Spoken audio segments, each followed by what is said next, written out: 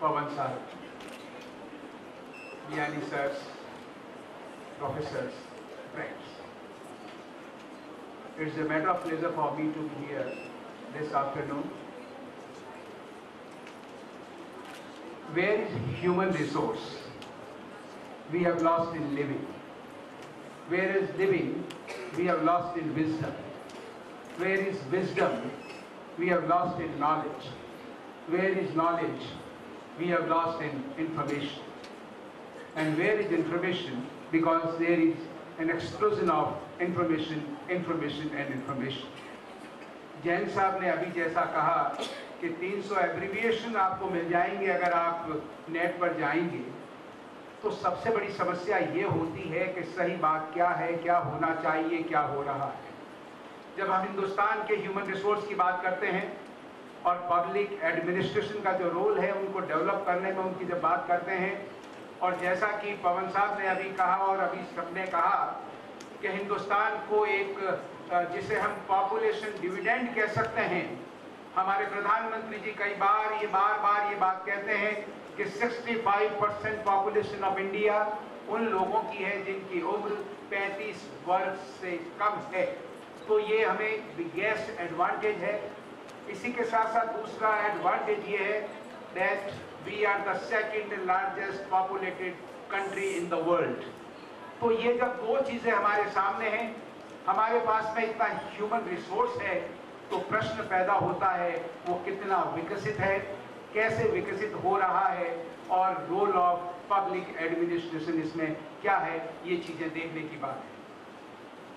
बड़ा दुख होता है, और जैन साहब चूंकि इन सर्विस है तो थोड़ा संकोच ज्यादा होता है। आपने कहा मैं आलोचना नहीं कर रहा हूं, लेकिन रेखांकित कर रहा हूं हिंदुस्तान या दुनिया भर में हालात क्या है उसकी ओर थोड़ा ध्यान आकृष्ट कर रहा हूं। पवन साहब भी बोलते हैं, खुलकर के बोलते हैं और ज्यादा, लेकिन मैं उससे ज्यादा लिबर्टी ले सकता हूं because no more in the government, and therefore अपने मन की जो व्यथा उसका प्रकटीकरण कर सकता हूं, so that I could be very much near to आपकी जो फीलिंग्स और आपके जो अपेक्षाएं हैं, और उसमें जो कुठाराघात होता रहता है और वो विकसित हम उतने नहीं हो पाते उसके बारे में। देखिए, जब ह्यूमन रिसोर्स की हम बात करते हैं तो हम सभी जानते हैं that human resource is the scarcest of the resources, और रेस्ट ऑफ द रिसोर्सेज जो है उन सबका ऑप्टिमल यूटिलाइजेशन हो, वो काम होता है ह्यूमन रिसोर्स का। और जब ह्यूमन रिसोर्स को और उसको डेवलप करने की जब बात आती है, और जब पब्लिक एडमिनिस्ट्रेशन की या उनकी रेस्पॉन्सिबिलिटी की जब बात आती है, यानी गवर्नेंस की बात आती है, गवर्नमेंट की बात आती है, सिविल सर्वेंट की या एडमिनिस्ट्रेटर की बात आती है, तो बात आती है कि वो सेवा क्या करता है, सेवा उन लोगों की, उन पब्लिक के लोगों की, उन पीपल की, यानी आम आदमी की वो सेवा क्या करता है या सर्विसेज की डिलीवरी कैसे करता है, जिसकी कि उससे अपेक्षा की जाती है, ताकि प्रकारांतर से वो ह्यूमन रिसोर्स विकसित हो जाए। और उसमें सबसे महत्वपूर्ण दो कारक हैं, मैं ऐसा समझता हूं, जो सभी सहमत होंगे। एक है हेल्थ और दूसरा है एजुकेशन। और जब हम हेल्थ की बात करते हैं, हम एजुकेशन की बात करते हैं, तो आप ये देखिए हमारी जो जीडीपी है उसका 1.2% हम खर्च करते हैं हेल्थ पर। और जब अमेरिका की बात करें तो 13%, हम हमारे एजुकेशन की बात करें तो 4% ऑफ द जीडीपी हम उस पर खर्च करते हैं। राइट टू एजुकेशन की बात करते हैं, राइट टू एजुकेशन की बात अब इतनी देरी से, अब इसको फंडामेंटल राइट बनाया, वो भी तब बना जब सुप्रीम कोर्ट ने ये महसूस किया और उन्होंने जजमेंट दिया और उन्होंने इसको डिक्लेयर किया कि it be a fundamental right, and therefore constitution was suitably amended and the laws were enacted, and now what is the status of the implementation, और वो सब की व्यथा है और चीजें हमारे सामने। हम जब हेल्थ की बात करते हैं तो अभी मोटे रूप से आपने बताया, आपने एक छोटे छोटे उदाहरण दिए कि यदि जिजीविषा हो, दृढ़ इच्छा हो, यदि हमें कुछ करने की लालसा हो तो हम क्या कर सकते हैं। आपने कहा आशा के लिए very simple solution is suggested and he did it and it happened. कि साहब उनके पेमेंट की बात है तो ह्यूमन रिसोर्स भी अगर सेटिस्फाइड नहीं है तो वो डिस्चार्ज अपनी डिलीवरीज क्या करेगा, उनकी जो ड्यूटीज है उनको डिलीवर वो क्या करेगा? या गांवों के जो बिल्कुल निर्दोष प्राणी हैं, महिलाएं हैं, बिल्कुल अज्ञानी हैं, जो जानती नहीं, जो सरकार चेष्टा करती है कि वो आए और जो सुविधाएं उनको दी जाती है उनको लाभ उनका उठाएं, वो कैसे संभव है? जबकि वो संतुष्ट हो, वो सेटिस्फाइड हो। तो सबसे बड़ी चीज, बीच में तरह तरह की बातें, कोई पैसे खा सकता था, घोटाले हो सकते थे, तो आपने कहा कि सबका डेटाबेस और सबके बैंक अकाउंट में ट्रांसफर कर दिया। नाउ सेटिस्फैक्शन कि भाई हमको हमारा पैसा पूरा मिला। फिर आपने कहा performance, whether they are discharging their duty और नॉट, ये सभी के साथ में है। आईएएस हो, चीफ सेक्रेटरी हो, चीफ मिनिस्टर हो, प्राइम मिनिस्टर हो, आज कोई भी व्यक्ति कोई लिहाज नहीं करता। 2 मिनट में वो ताल ठोकता है, 2 मिनट में वो ये कहता है अच्छे दिन कब आए, because we have posed confidence into them. जब कॉन्स्टिट्यूएंट असेंबली में जब इस बात की बहस चला करती थी कि संविधान कैसा होना चाहिए, अमेरिका जैसा होना चाहिए, इंग्लैंड जैसा होना चाहिए, रूस जैसा होना चाहिए, तो डॉक्टर राजेंद्र प्रसाद जो कि कॉन्स्टिट्यूएंट असेंबली के चेयरपर्सन थे, अध्यक्ष थे, और ड्राफ्टिंग कमेटी के चेयरमैन डॉक्टर अंबेडकर, उन दोनों ने और अन्य लोगों ने संवेश्वर ने एक ही बात कही, it is immaterial what kind of constitution we are wedded with. ये हम अपने आप को देते हैं, आत्मार्पित करते हैं। मुद्दे की बात यह है उन लोगों का चरित्र कैसा है जो इसका उपयोग करेंगे, जो इसका प्रयोग करेंगे। एंड देयरफॉर वैल्यूज की बात, आज जो हिंदुस्तान के जो लोग हैं जिनको गवर्न करना है, जो ह्यूमन रिसोर्स है उसको डेवलप करना है, उन सबकी जब बात आती है तो कुछ बातें, 1-2 बातें मैं ज्यादा समय नहीं लेकर के, क्योंकि मोटे रूप से प्रकारांतर से आप लोगों ने उस चीज को बता दिया है, लेकिन जो मेरे व्यूज है मैं 1-2 थोड़ा सा मैं आपको टच करना चाहूंगा कि हुआ यह है कि आजादी के बाद में ये नहीं हुआ कि विकास नहीं हुआ, विकास बहुत हुआ है, लेकिन कॉस्ट ओवररन, टाइम ओवर। एक प्लान बनाना था, 5 साल की बात थी, 15 साल लग गए। प्लानिंग स्टेज पर ही 4 साल वेस्ट हो गए, कॉस्ट ओवररन हो गया। क्वालिटी जो होनी चाहिए वो नहीं हुई तो कॉस्ट ओवररन हो गया। और इसी प्रकार से सरकार की जितनी योजनाएं या जितनी चीजें होती है, कई बार ऐसा लगता है कि हम आंकड़ों के बारे में ज्यादा चिंतित रहते हैं। आंकड़े प्रोड्यूस करने के कितनों को दवा पिला दी गई, अब दवा पिला दी गई पोलियो पल्स की या पोलियो की जब बात चली या टीकाकरण की जब बात आई तो सरकार ने तय कर लिया, एज डायरेक्टर फैमिली वेलफेयर मैंने इस चीज को नोट किया, मैटरनल मॉर्टेलिटी रेट क्या है उसके बारे में और चीजों के बारे में जब इन चीजों को देखा तो मोटे रूप से वेदना इस बात को लेकर के हुई कि आंकड़े आंकड़े और आंकड़े, हम आंकड़े जनरेट करने की कोशिश करते हैं, क्वालिटी पर बिल्कुल ध्यान नहीं। मैं विस्तार में जाने की जरूरत नहीं, मैं एक टच करने की बात या ये थोड़ा सा इंगित करने की बात आपको बता रहा हूं कि सरकारी योजनाएं, और एक छोटा सा उदाहरण कि साहब टीकाकरण होगा, कितने टीके लगेंगे, कब से कब तक लगेंगे, बच्चों के कार्ड बनेंगे, एक कार्ड प्राइमरी हेल्थ सेंटर पर रहेगा, सब सेंटर पर रहेगा, वहां पर बच्चे की माता को भी या उनके पेरेंट्स को भी ये कार्ड दिया जाएगा, कार्ड में ये दर्ज किया जाएगा, उनको समझाया जाएगा, वो वापस जब आएंगे। लेकिन अब डीप फ्रीजर्स नहीं है, जिस टेम्परेचर पर टीका रहना चाहिए, दवा रहनी चाहिए, वो नहीं है। एएनएम की बात करें तो 10,000 करीबन सब सेंटर्स हैं, तो कितनी एएनएम अपनी जगहों पर हैं, कितनी ट्रांसफर्स के लिए घूम रही हैं, कितनी वैकेंसीज हैं, और कितनी है तो एक के पास में एक सब सेंटर में 2-3 गांव है, तो अकाउंटेबिलिटी ये पता ही नहीं कि वो इस गांव में है, उस गांव में, इस गांव में है। और एक gullible member of general public जिसके हेल्थ की हम बात कर रहे हैं, जिस ह्यूमन रिसोर्स को या उसके बच्चे को आने वाले भारत के भविष्य का वो हम देखते हैं उसमें अक्ष, उसकी हालत क्या होने वाली बात है। तो चिंतनीय बात यह है कि it is a collective responsibility, जैसे पवन साहब ने अभी ये कहा, everybody has the responsibility to discharge. और जब रूथलेस डिटर्मिनेशन के साथ में सभी लोग मिलकर के हम कोई चीजों को नहीं करेंगे, then it will be very much difficult कि जो desired results of public administration की जो बात करते हैं। एक चीज मैं आपको और निवेदन करना चाहूंगा, when I was director education, तब मैं जाता था तो 1000 रुपए का नोट अपना प्राइवेट जेब में डाल करके जाता था, और कोई भी मास्टर साहब मिल जाते उन मास्टर साहब से ये पूछता था, मास्टर साहब मुझे ये बताइए हिंदी के अ बोलिए, अल्फाबेट बोलिए, मुझे ये बता दीजिए कि स्वर कितने हैं और व्यंजन कितने हैं। मैंने 20-22 स्कूलों में ये एक्सपेरिमेंट किया। वो 1000 रुपए का नोट मैंने लिफाफे में रख रखा है याददाश्ती के लिए, वो किसी को देना नहीं पड़ा, क्योंकि उनको अल्फाबेट्स भी मालूम नहीं। जब हम एजुकेशन की बात करते हैं, राइट टू एजुकेशन की बात करते हैं, एडमिशन हो रहा है या नहीं हो रहा है, एजुकेशनल इंस्टीट्यूशंस किस प्रकार के ट्रिक्स को यूज करते हैं, वो अलग चीज है। हम रिजर्वेशन की बात करते हैं, और रिजर्वेशन के मामले में आजकल जो चर्चा चलती है तो आता है कि जिन लोगों को रिजर्वेशन का फायदा होना चाहिए था वो तो वैसे के वैसे हैं, उन्हें पता ही नहीं है what is happening. So when we are talking about human resource development and more particularly and specifically managerial skills, या उन चीजों को डेवलप करने की जब बात आती है तो एक सोच पैदा होता है। आज किसी भी आजाद भारत में किसी भी व्यक्ति को इस बात की चिंता नहीं है कि वो सरकारी कार्यालय में जाता है तो उसका काम होगा या नहीं। उसको चिंता इस बात की है कि मेरी अस्मिता अक्षुण्ण रह पाएगी या नहीं, मुझसे कोई गाली गलौज या बदतमीजी तो नहीं करेगा।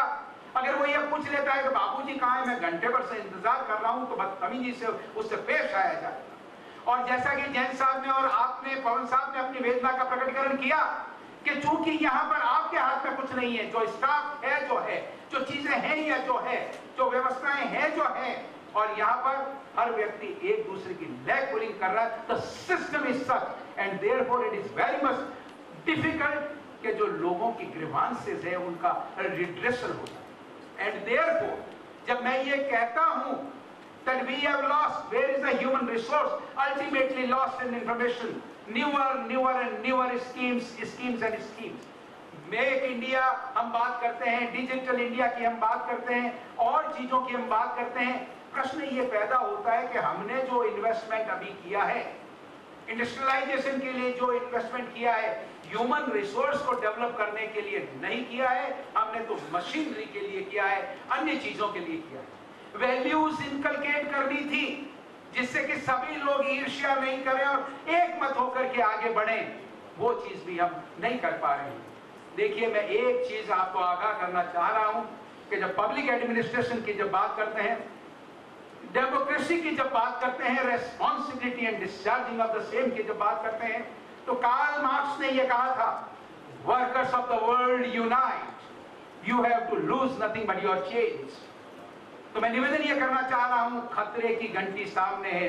वो तो वर्कर्स को यूनाइट होने की बात कर रहा था, but what would happen if unemployed people would unite, because we are not in a position to provide them employment.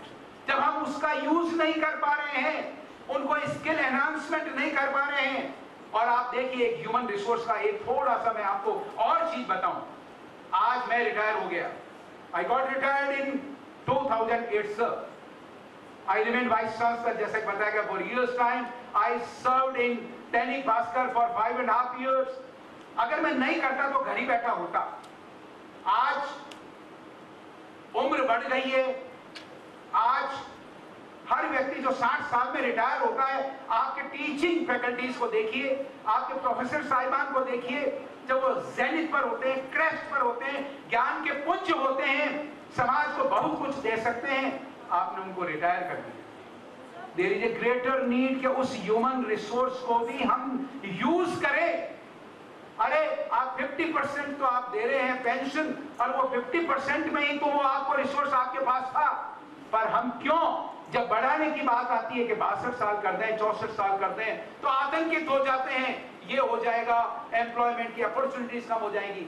हमको ये स्वीकारना चाहिए that we have miserably failed in क्या चीज, मैनेज कैसे करें ह्यूमन रिसोर्स को, तो न तो जो आने वाले हैं एम्प्लॉयमेंट देने की स्थिति में, और जो जाने वाले हैं तो सोचिए गए तो अच्छा।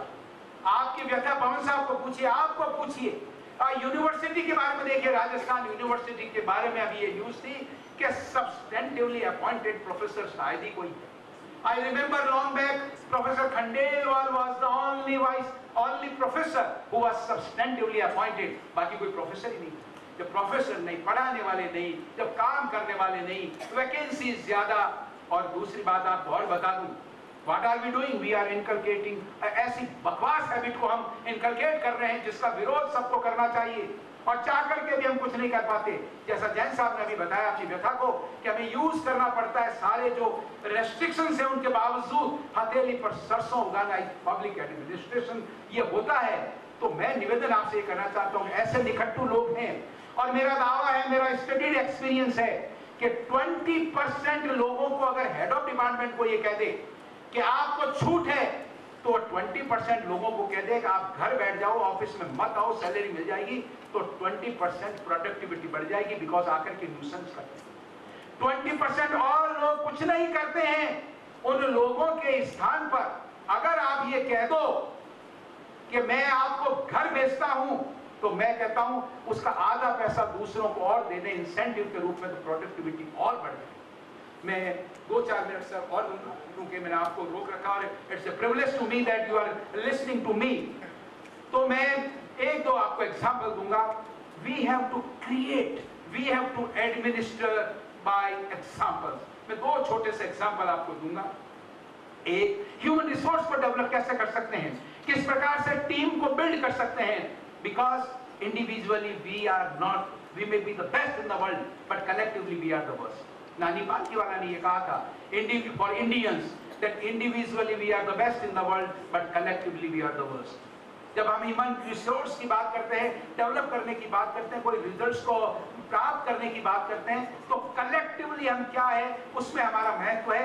अकेलेपन में कुछ नहीं होता। तो एक एग्जांपल कि टीम को बिल्ड कैसे करें। I was director insurance. Retirement का दिन जब होता है तो फेयरवेल होता है, पार्टी होती है, और वहां पर एक ही ऑफिस में 700-800 कर्मचारी थे। अपने बनी पार्क में जो इंश्योरेंस का ऑफिस है, state insurance and provident fund का, तो वहां पर जब सब मजमा जम गया, सब बैठ गए, तो मैं भी गया जाकर के बीइंग डायरेक्टर, और मैं भी बीच में बैठा, बीच में उनको बैठा रखा था, माला वाला उनको पहनाई जा रही थी जो जिनका रिटायरमेंट था। ही वॉज ए मॉमिडन फेलो। मैंने उनको पूछा, वो मुझे बड़ा हेल्दी, पवन साहब बिल्कुल ऐसा लगा जी यंग मैन। तो मैंने कहा भाई आप क्या रिटायर कैसे हो रहे हो, आप बड़ी हेल्थ वेल्थ आपकी बढ़िया। और सर मैंने वॉलंटरी रिटायरमेंट लिया है। अरे भाई वॉलंटरी रिटायरमेंट आपने क्यों लिया है? कि साहब वो क्या है कि मैं टोंक से यहाँ आता हूँ जयपुर में, और ये जो पोस्ट है वो जिल्द साजी करना, ये करना, रजिस्टर्स को ये करना, वो हेडक्वार्टर में ही पोस्ट है और मैं वहां पर हूं। तो भाई क्या बात है, इतने वर्षों से कर रहे थे, अब रिटायरमेंट क्यों लिया? कि सर अब रिटायरमेंट इसलिए ले रहा हूं कि मेरे घुटने बिल्कुल बेकार नाकारा हो चुके हैं, मैं चल नहीं सकता, इतनी वेदना और मानसिक यंत्रणा से गुजरता हूं। जब मैं वहां से आता हूं, बस में बैठ करके रोजाना अप डाउन करता हूं। मेरे 5 बेटियां हैं और एक बेटा है, बेटा सबसे छोटा है, शादी एक की भी नहीं हुई है। तो मैंने कहा जब एक की शादी नहीं हुई है तो फिर आप घर कैसे चलाओगे? सर और कर कुछ नहीं सकता, जब होगा अल्लाह ही मालिक है, जो होगा जो देखा जाएगा। मैंने कहा गजब। ये सर मैं यहाँ पर एक पब्लिक प्लेस पर ये घोषित कर रहा हूँ, ये बता रहा हूँ, आप ये चीज देखिए। आई committed greatest error probably of my life. वो आदमी 31 तारीख या 30 जो भी उस महीने की थी रिटायर हो चुका था। ये 5 या 7 तारीख की बात है, क्योंकि कोई छुट्टी वगैरह थी और ये आयोजन हो रहा था उसका फेयरवेल। जब मैं बोलने के लिए खड़ा हुआ तो मैंने कहा कि पहले तो मैं आप सभी को करेक्ट कर दूं कि ये फेयरवेल नहीं है, एंड मैं उनका नाम भूल गया। मैंने कहा ये रिटायर नहीं हुए हैं, मैंने इनका ट्रांसफर कर दिया है। ट्रांसफर कैसे कि मैं एक पोस्ट जो यहां पर है मैं वहां पर ट्रांसफर करता हूं और ये वहां पर कंटिन्यू करेंगे। और फाइल पर आकर के मैंने लिखा, though I know I am not competent but I have no guilty intention and in the given set of circumstances I am of the considered opinion that I being the head of the institution must behave in this particular fashion and therefore ये सेवा में continue माना जाएगा। आप देखिए वो व्यक्ति, मैं आपको क्या कहता हूं, वो व्यक्ति वहां गया। वैसे ही मैंने कुछ दिनों बाद पूछा कि वो कैसे है भाई, वो जैसे डिपार्टमेंट के लोग मिलते हैं।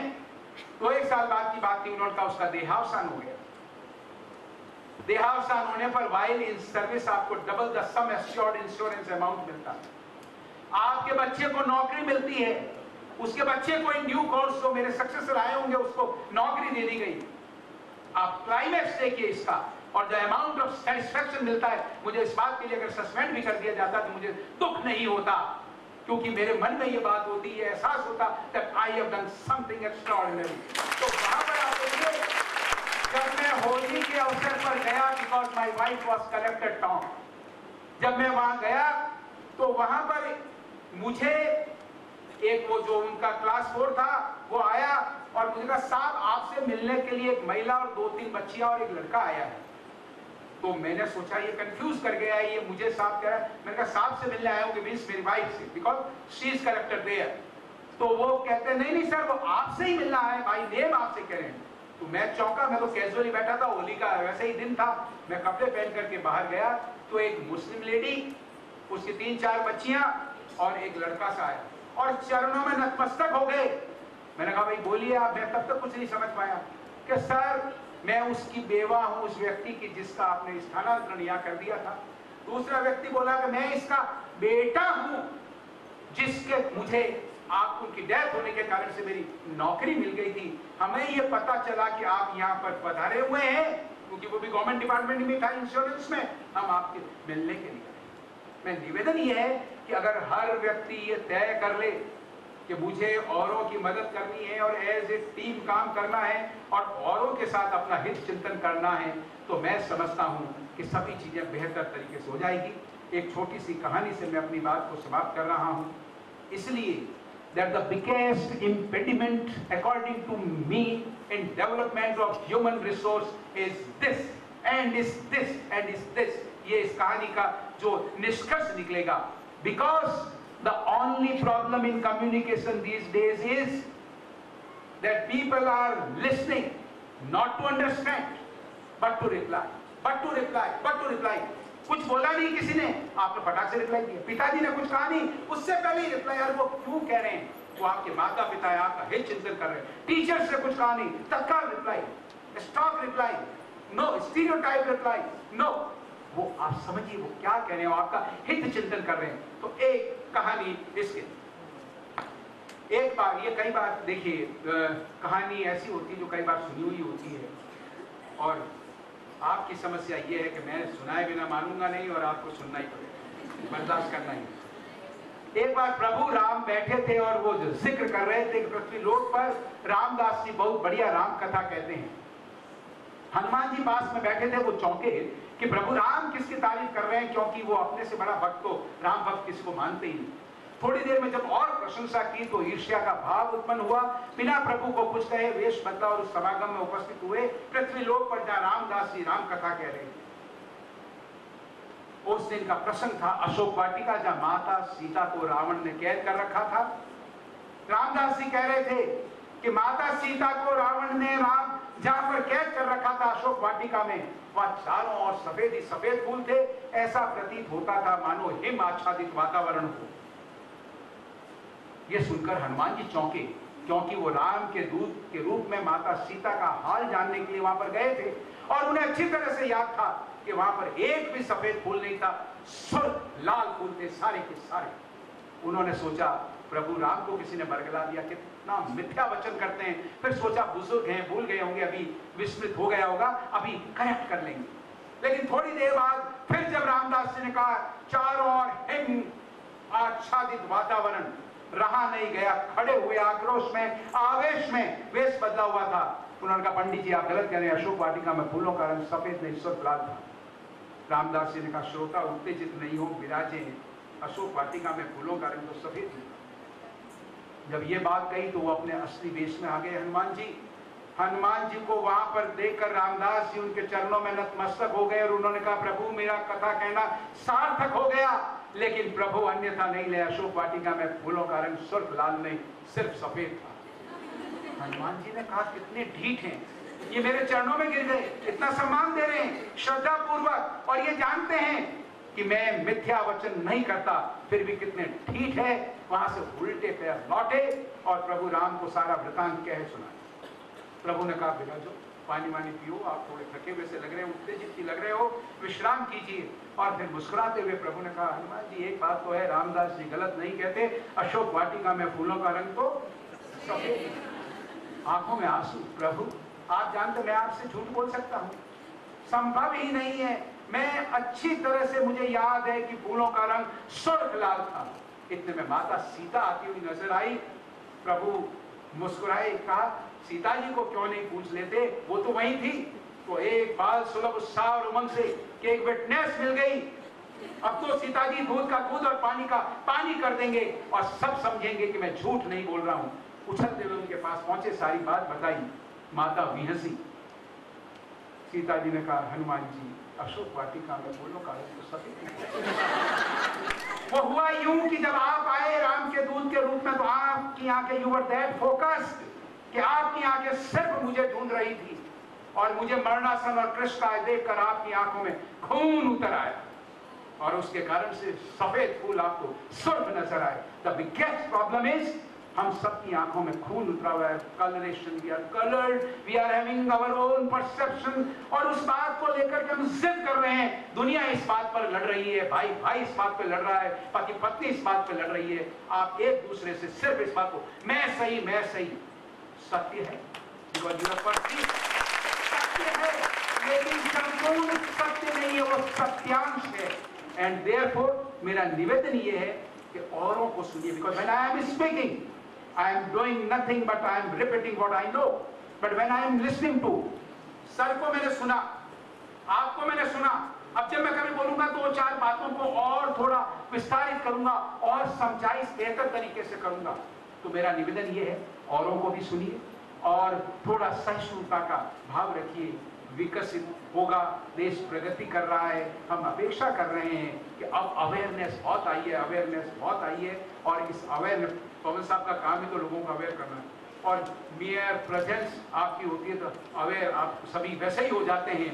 तो मैं अंत में दो पंक्तियां, क्योंकि ये भी आपसे प्रेरित होकर के दो पंक्तियां मैं भी बोल लेता हूं साहब, कि देखिए लाइफ में क्या है और हम सही क्या समझ लेते हैं, इसको इंगित करते हुए कि वास्तविकता क्या है उसकी तरफ अगर ध्यान धरेंगे तो we are the scarcest of the resources. और मैं समझता हूं हमारे व्यक्तित्व का सर्वांगीण विकास होगा और हम कलेक्टिवली जो हमारा इनपुट होगा वो देश को कहीं से कहीं ले जाएगा, जो कि हम सभी से या दुनिया हमसे अपेक्षा करते हैं या दुनिया हमसे आते हैं। श्रृंग नहीं हिमगिरी नीचे से गला करता है, श्रृंग पहाड़ की चोटी, तो श्रृंग नहीं हिमगिरी नीचे से गला करता है, दीप की मिट्टी नहीं तेल जला करता है, दीप की मिट्टी नहीं तेल जला करता है। एक प्रीत से मुंह मोड़कर रूप पे मरने वालों, एक प्रीत से मुंह मोड़कर रूप पे मरने वालों, प्रीत नहीं ढल